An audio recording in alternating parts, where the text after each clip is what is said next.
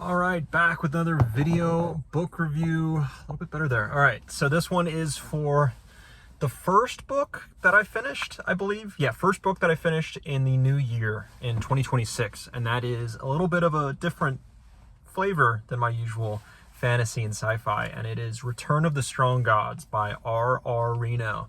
And I read this because it was recommended to kind of understand the political shift of the time. I don't want to be a political guy. I don't want to talk about political things on here.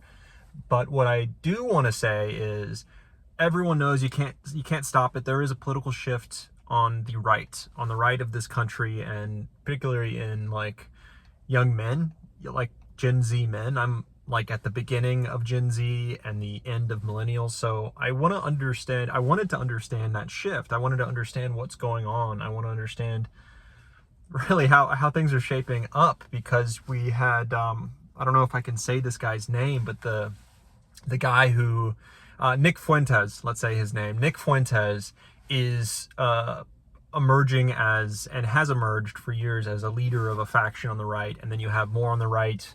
There's like a civil war on the right going on. So I really just wanted to understand what's going on. And yeah, so this book was recommended by people who are in the know, and did some looking around. And that's, I think this was a good pick because, you know, you have to have a kind of a mental paradigm shift from what you're used to when you think about right-wing stuff. When you think about right-wing, you think, you know, okay, so you have, you know, strong on war, strong, really small government economy is super huge on what the right wing focuses on, right? Like spending less, having a free, like the government spending less, having a, let's say, a freer market, right? Depending on what flavor of right, the freer the market, right? And limited government intervention, social policies. You know, everyone's aware of what the right wing social policies are compared to left wing, you know, that kind of stuff. So all that's baked into the right wing, at least it was in my mind. Now, the new right, the younger right, is different from that. They're the ones who are far more anti-war, far more, I would say, insular. They are more isolationist, but they're also more race conscious, right? So it's almost like a reflection of the left, who have been very race conscious for decades now. The right has been the colorless. We want to focus, that's what they're saying. We want to focus on merit, and we want to keep away from race stuff. We want to focus on all this other stuff, right? They have their own, and they've had their own responses to the left wing's race, realism kind of, views. And this new right wing, Gen Z, alt-right, I don't even know what to call them. I don't know, but they're far more race conscious. Frick. My voice is not working today, but race conscious. There we go.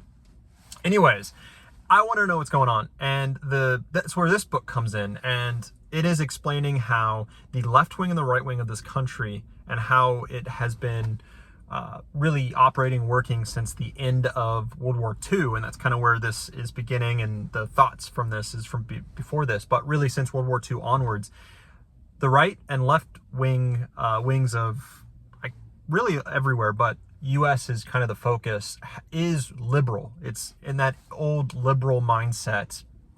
Liberalism is a very big, you look at John Locke, you look at, in the book, he focuses on Derrida, he focuses on, what's S.A. Hayek, he focuses on Milton Friedman. So he goes through a lot of, like, a huge chunk of this book is all these liberal thinkers who have kind of created this liberal order that has been the, you know, the function of the left and right wing going forward.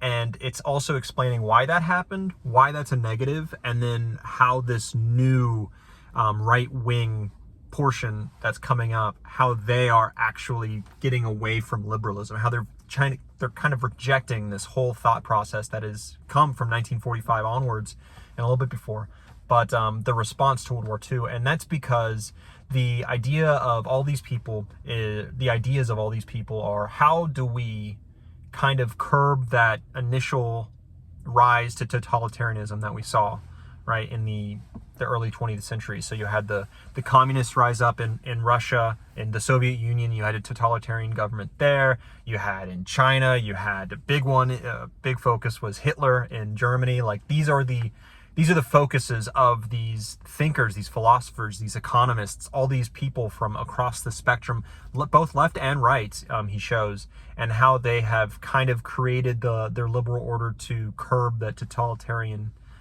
tendencies and get away from that. And that's to get away from these strong gods, which are, nationalism, which are, race consciousness, which, are all these big answers to questions.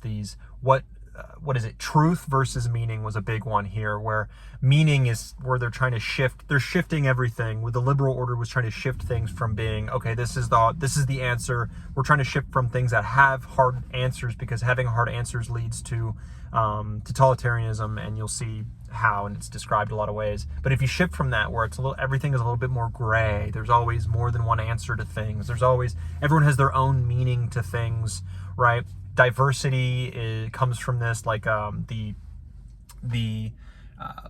progressive mindset of open borders, of having lots of diversity, of having all this stuff comes from this idea of not truth but meaning. And if you don't understand it, this is not the place to describe it. You have to read the book. But you start from there, and you kind of expand outwards. Now, every one of these thinkers, wittingly or unwittingly, built on that, the truth versus meaning. And we get to where we are today, where, you might have questions like, hey, we have, a birth rate that is not sustainable, right? It's lower by a lot than 2.1 per woman, having birth. And that's across the industrial world. Now, the answer to this, the liberal answer to this, is open the borders and bring in a lot of immigrants and a lot of migrants. And you see that all across the Western world.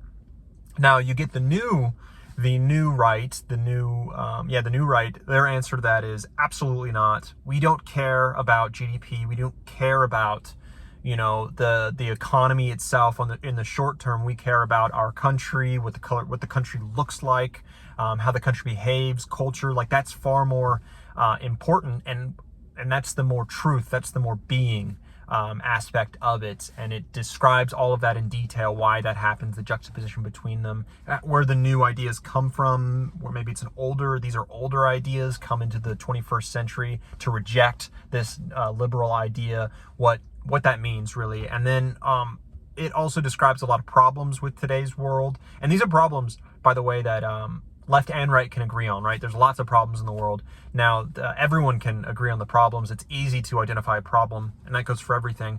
And like managers, bosses, they don't really care if you come to them with a problem. What they want is you to come to them with a problem and a solution, or lots of solutions. And that's where the left and right differs. And this book goes into how this new right, what their answers are, and how that can, and the thought process behind those answers. So even if you hear them, let's say you're watching CNN or MSNBC or Fox or whatever, and you hear, let's say, okay, so the new right is saying kick all immigrants out.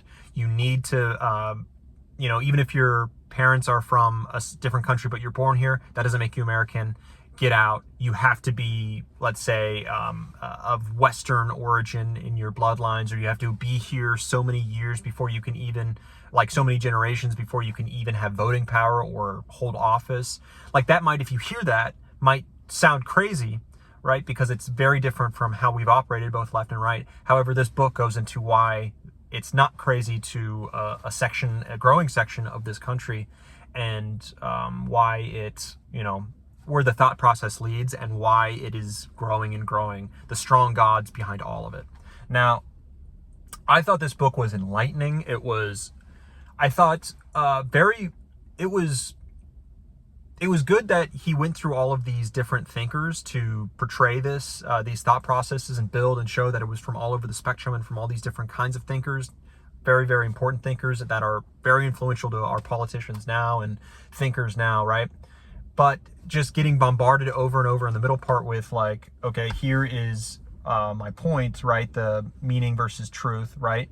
And then hitting it over and over and over, like this is this person, how they kind of went from truth to meaning. This is from how this person went from truth to meaning. This is how this person went from truth to meaning. These are important people, but just rehashing the same thing over and over. There was a big section of that where the pacing was a little bit slow and it took me a little bit longer to read. But at the end of the day, I think it's all needed, or else the argument might come off as light and not as thoroughly researched, even though this guy was obviously very researched. He came off as very well researched, very well read, very well argued. Now, I'm not saying yay or nay to, I'm not saying, again, I love this book, I'm not saying that I agree or disagree with anything that is said in this book or anything said on the left or right. I'm trying to be very, if you can tell, very not political here. This is not the space for that.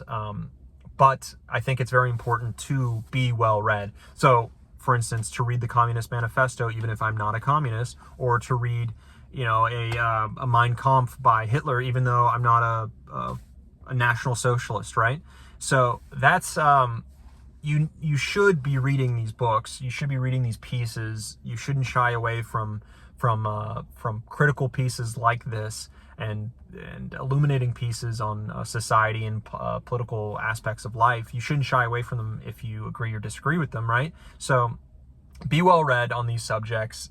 Try to inject this kind of stuff in your normal like fantasy, sci-fi, whatever reading, because it will it'll spice things up. It'll shake you out of maybe a funk, or it'll expand your thinking, because I've tried to watch so many videos or listen to podcasts really while I'm doing things that try to explain this new right that's coming up, and I just thought it wasn't as in-depth as it should be, or I felt like I had answers, or I felt that answers given were not deep enough and they left too many questions on the table, and I just wasn't. That's why I ended up doing it. So I think you should too. I think it's a really great book for that. And on to the next book.